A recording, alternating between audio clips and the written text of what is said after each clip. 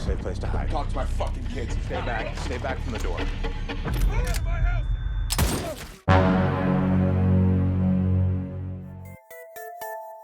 Siapa yang harus disalahkan ketika sebuah keluarga yang sedang mengalami kondisi ekonomi buruk harus pindah rumah ke tengah hutan dan mengalami berbagai mimpi buruk yang tidak pernah terbayangkan? Itulah sedikit penggalan cerita dari film Manifest West tahun 2022. Sehingga tanpa lobang ababaung, babi bu cerat-cerecrot. Yuk langsung simak saja intronya Mang Poang. Duit na geus biasa, teboga kabogo geus biasa, teu make calana geus biasa, bogo karanata eta luar biasa.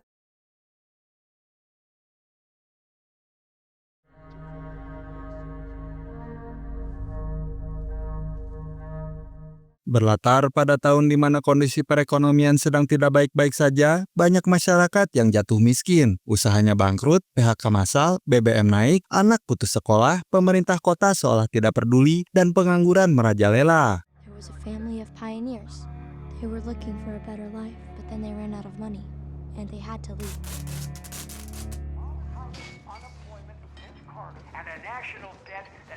Dia bernama Dev, seorang suami sekaligus ayah yang sudah 3 bulan menganggur setelah dipecat dari pekerjaannya. Padahal dapur harus tetap ngebul dan anak-anak harus membayar biaya sekolah. Namun karena tabungannya sudah benar-benar habis, Dev terpaksa harus pindah rumah akibat tidak bisa melanjutkan cicilan rumah yang ditempatinya saat ini. Alright, Captain Crunch, let's roll. This is home.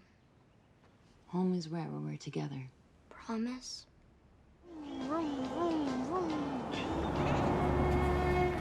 Dan mari saya perkenalkan Anda dengan anggota keluarga Dev. Ada Ali sang istri, si kakak dan si bungsu yang masih kecil. Dari kedua anak Dev, hanya si kakaklah yang terlihat murung. Sehingga meskipun sang ayah mencoba menghibur mereka berdua dalam sepanjang perjalanan, si kakak terus saja diam karena sudah tahu tentang masalah yang sedang dihadapi orang tuanya saat ini.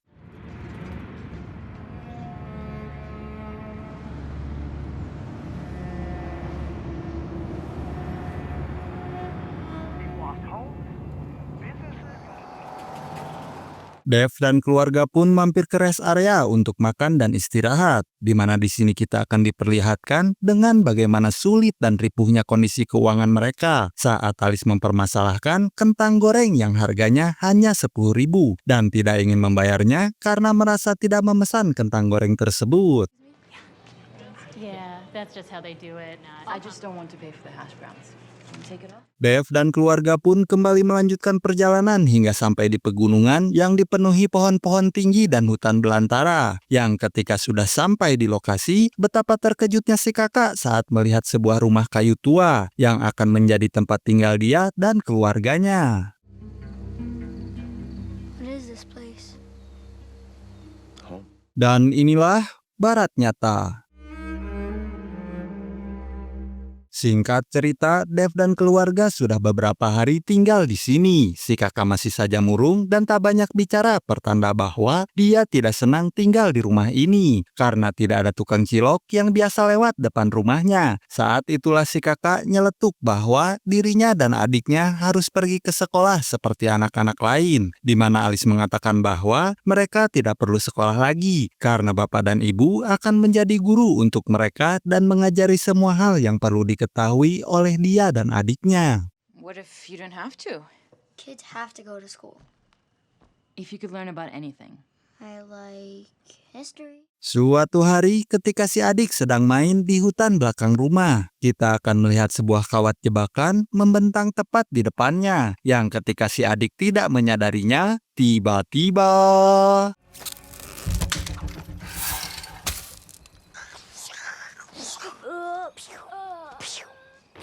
Ya, itu hanyalah permainan yang sedang dimainkan oleh si adik dan kakaknya, di mana mereka berempat mencoba untuk terus berpikir positif dengan berpura-pura bahagia, hidup sederhana tanpa uang, tanpa kemudahan, tanpa makanan siap saji, tanpa kehidupan modern yang biasa mereka nikmati, tanpa ingat bahwa mereka berempat belum dan tidak siap hidup seperti ini.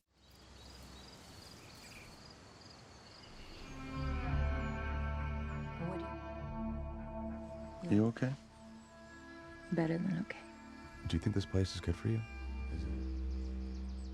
Keesokannya muncullah seorang bapak-bapak dari Dinas Bangunan dan Keamanan yang datang ke sini untuk memeriksa kelayakan tempat tinggal Dev dan keluarga. Karena perlu Anda ketahui bahwa Dev membeli rumah ini dengan harga yang sangat murah yang diambilnya dari sisa tabungan yang dimiliki. Terdapat beberapa hal yang perlu diperhatikan seperti listrik, septic tank atau pembuangan caduk, atap rumah, kayu keropos, dan keamanan lainnya yang dinilai sudah tidak layak huni.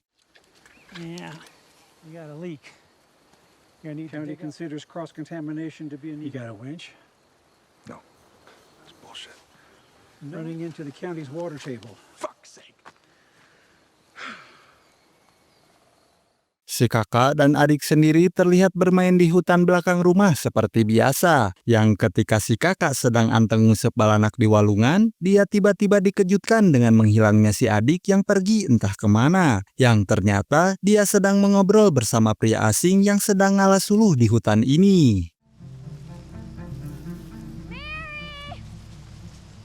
I think they will let me sing that. She with you? Beliau bernama Eric, seorang suami sekaligus ayah yang juga hidup di sekitar hutan ini. Bedanya, Eric dan istri sudah lama tinggal di hutan ini, sehingga mereka lebih terbiasa dengan lingkungan yang jauh dari hingar-bingar perkotaan.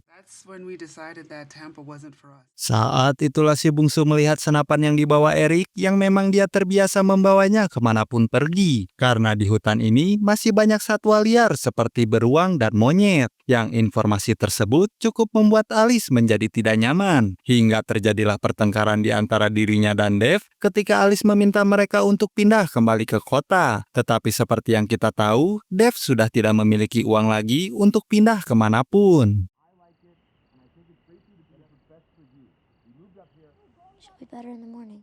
Keesokannya ketika Dev dan Eric sedang mengajari si kakak menembak, Eric bertanya apakah Alice betah tinggal di sini. Dev pun menjawab bahwa istrinya hanya belum terbiasa dan sulit untuk menyesuaikan diri tinggal di rumah baru mereka. Terlebih lagi ketika Dev curhat masalah penyakit Alice yang ternyata mengidap bipolar atau gangguan yang mempengaruhi suasana hati, yang membuat Alice bisa tiba-tiba marah dan senang secara drastis dalam waktu yang relatif singkat.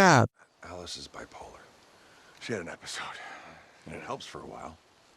She seems good. You know, she's happy. We're happy.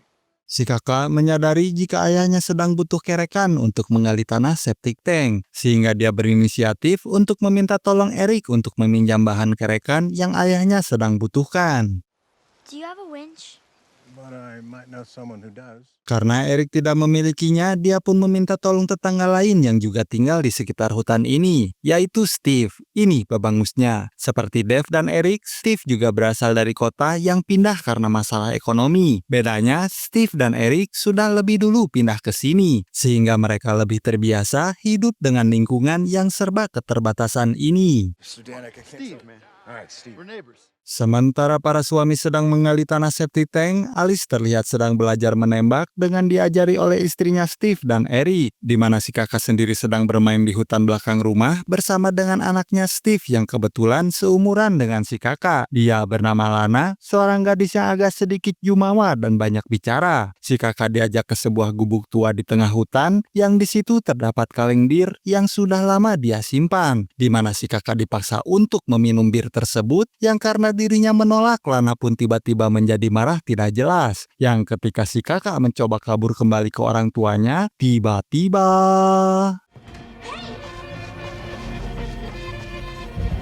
Said you were a big dog! I didn't do that. I didn't do that, okay? What's going on? It was an accident, I'm sorry, okay? She moved. Looks like you wrenched it a little bit, but I think you're gonna live. What's going on? What happened? Okay. Ya, Lana yang ketempuhan pun menangis sambil menjelaskan bahwa dirinya tidak sengaja melakukan hal itu, di mana Alice langsung menampar Lana dengan keras sehingga dia segera menyapihnya supaya tidak terjadi hal-hal yang tidak diinginkan. What did you do, huh? I'm sorry, it was an accident. It was an accident. Sorry.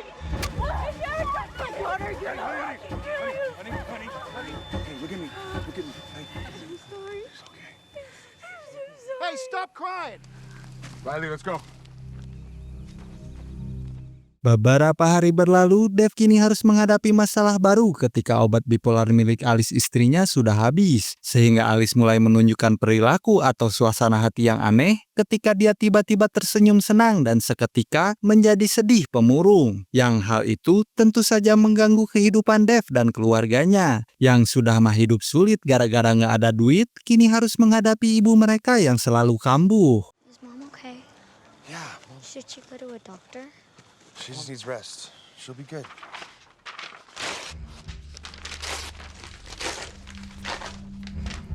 Just take out one of these pages. Beberapa minggu berlalu, si kakak dan si adik terlihat sangat dekil, tidak terurus, dan luka-luka kecil. Akibat ibu mereka Alice yang sengaja dikurung di dalam rumah dan dilarang keluar oleh Dev ayahnya. Si kakak dan si adik pun diajak ke toko di bawah gunung untuk belanja beberapa alat perkakas. Yang karena si kakak sudah hampir berminggu-minggu tidak jajan, dia tidak tahan untuk mencuri permen dan cemilan. Yang hal itu berhasil diketahui oleh ibu penjaga toko. Is everything cool back here?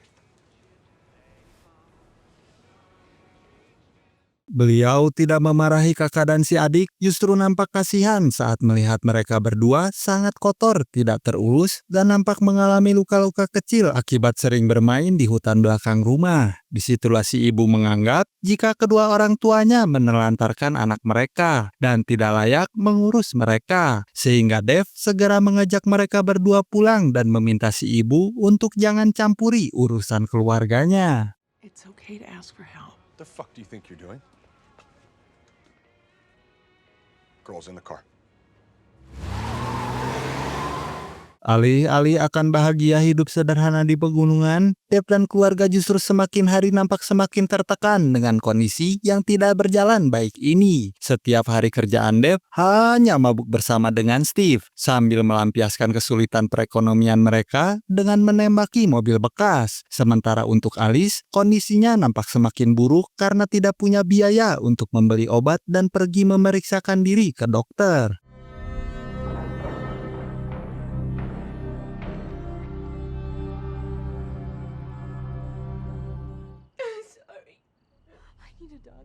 Who's gonna pay for that? You said it was helping. Suatu hari, kediaman Dev kedatangan tamu dari Dinas Sosial Perlindungan Anak setelah mendapat laporan dari ibu penjaga toko tentang kesejahteraan anak-anak Dev yang kurang diperhatikan. Yang setelah mereka memeriksa keadaan rumah yang acak-acakan dan kondisi Alice ibunya yang terlihat memburuk, si ibu Dinas Sosial pun memutuskan untuk mengambil hak asuh si kakak dan si adik. Hingga terjadilah ketegangan yang membuat Dev harus ditumbangkan. Based on observable evidence in your home, while we complete a further investigation. Hey, no, you step away. have to go in. Calm down. Take a step back.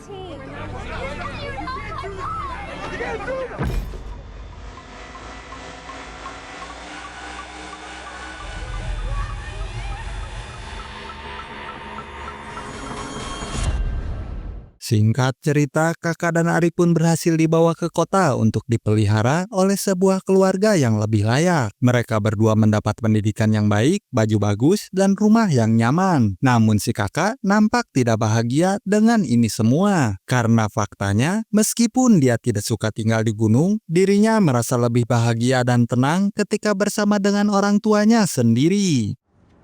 Cool shirt. What'd you bring for lunch? Want to trade? Thanks.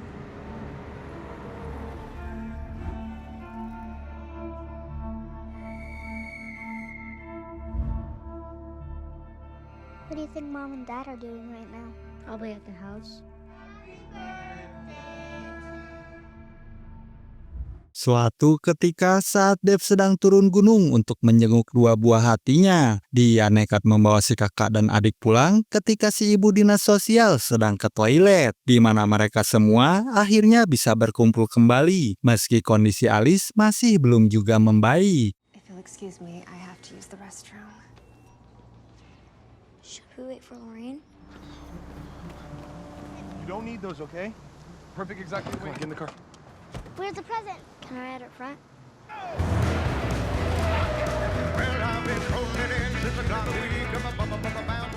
Dan akhirnya kejadian tidak diinginkan pun terjadi saat para polisi dan pihak terkait mengepung rumah ini dengan tuduhan Dev telah melakukan kejahatan serius kepada anak-anak mereka yang dengan bermodalkan senjata senapan yang dimilikinya, Dev berusaha mempertahankan rumah dan keluarganya sehingga para polisi tidak bisa masuk ke dalam sana.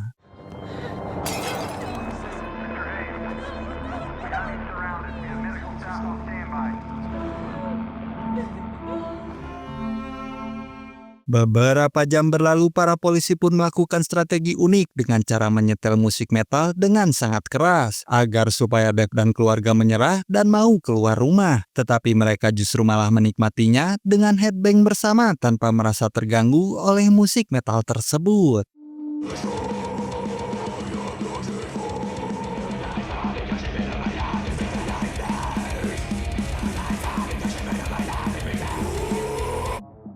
Dua hari berlalu, Dev dan keluarga masih bisa bertahan di dalam rumah dengan Dev yang tidak akan pernah membiarkan mereka mengambil buah hatinya lagi. Karena stok beras dan mie sudah habis, dia menghubungi 911 untuk meminta mengirim makanan untuk anak-anaknya yang kelaparan. Tetapi mereka tidak memberikan hal itu dan justru segera meminta Dev untuk menyerahkan keluarganya. Hey, can I get 2 meatball subs? Why don't you tell one of your guys parked outside of my house to go get one? Singkat cerita, malam pun tiba. Muncullah Eric yang datang membawa makanan setelah diizinkan masuk oleh pihak kepolisian. Di situ Eric mencoba berbicara empat mata antar laki-laki dengan Dev, mencoba membujuknya supaya mau menyerah dengan baik dan pikirkan keselamatan anak dan istrinya. Tapi apa respon Dev? Dia justru malah mengusir Eric dari rumah ini dan jangan pernah ikut campur dengan urusan keluarganya lagi. Yang ketika Dev sedang mengantar Eric keluar melalui pintu depan, tiba-tiba... Dave, stop. You think I'm some sort of fucking joke? Get out! Talk to my fucking kids. Out. Stay back. Stay back from the door. Get out of my house, Eric! Ya, tembakan tersebut hanya menyerempet sedikit dari lengan Dev, tapi pelurunya berhasil menembus masuk ke dalam perut Alice, sehingga Dev yang kesal pun langsung ambek-ambekan sambil menembaki para polisi secara membabi buta.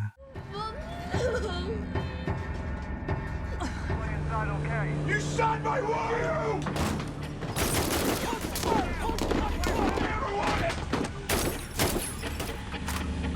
Fuck you! Disitulah si kakak akhirnya angkat bicara mengenai sikap Dev yang dinilai terlalu egois tanpa memikirkan keluarganya sendiri. Yang karena ucapan itu keluar dari buah hatinya sendiri, Dev akhirnya luluh dan menurut, mau untuk menyerah dan mengakhiri mimpi buruk ini. You shut up and listen to me! No, you listen. All Mom ever needed was help. You did.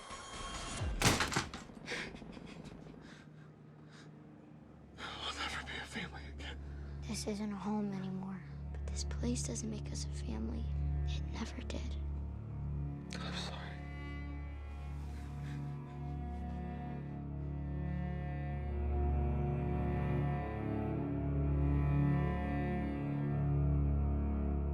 Entah bagaimana kelanjutannya, tapi intinya jangan pernah egois meskipun itu untuk kebaikan bersama. Karena ingat, jika seseorang terus bersikap egois, maka dia akan kehilangan segalanya jika terus seperti itu. They weren't perfect, but they were a family.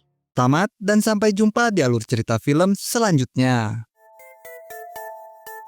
Ada sebuah pepatah mengatakan lebih baik hidup sederhana tapi bermakna daripada hidup mewah tapi mengorbankan cinta keluarga. Ini tidak sepenuhnya benar karena jika terlampau sederhana apalagi miskin, sulit uang, sulit makan, tetap saja hidup akan menderita. Keluarga pun ikut menderita seperti yang dialami oleh Dev dan keluarga. Jadi semuanya itu harus balance alias seimbang. Karena kemewahan, kekayaan, dan uang tidak selalu berdampak buruk bagi seseorang. Tergantung dari bagaimana orang itu mengatur waktu antar pekerjaan dan keluarganya sendiri. Waktu lebih berharga daripada uang. Anda bisa meraih uang lebih tapi tidak bisa meraih tambahan waktu.